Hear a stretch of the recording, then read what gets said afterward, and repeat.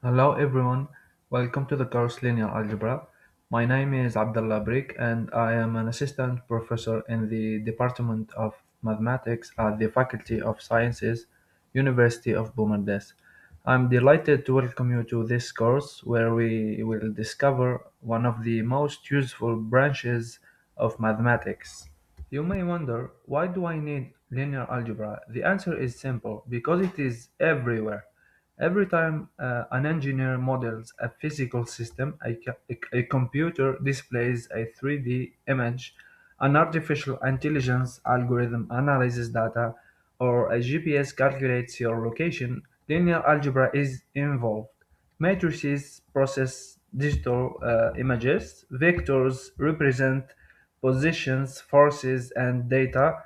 Linear transformations allow computers to rotate, resize, and manipulate objects. Systems of equations help solve engineering and scientific problems. Learning linear algebra is not simply learning mathematical techniques, it is learning a language spoken by modern science. This course is designed for first-year undergraduate students and first-year engineering students during the second semester. It is particularly suitable for students specializing in mathematics, computer science, physics, engineering. To successfully follow this course, you should have some prerequisite knowledge, particularly a foundation in mathematics, including mathematical logic and calculus. Throughout this course, we will progressively study four major chapters.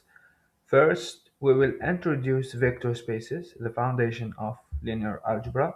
Next, we will study linear transformations, which describe how mathematical objects change while preserving linearity. Then we will explore matrices and determinants, which are essential computational tools that simplify calculations and represent linear transformations.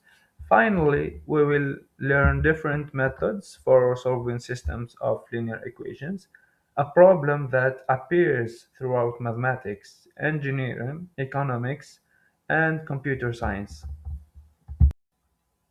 Now, the objectives behind this course are namely to model problems mathematically, manipulate matrices, understand vector spaces, solve linear systems, and apply mathematics to engineering. You will not only understand these concepts but also know how to apply them to real world problems.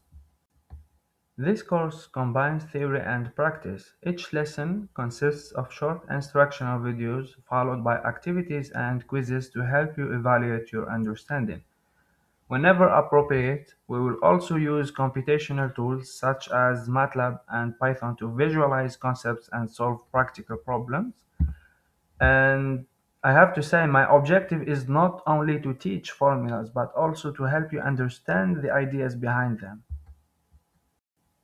Your progress throughout the course will be evaluated in two ways.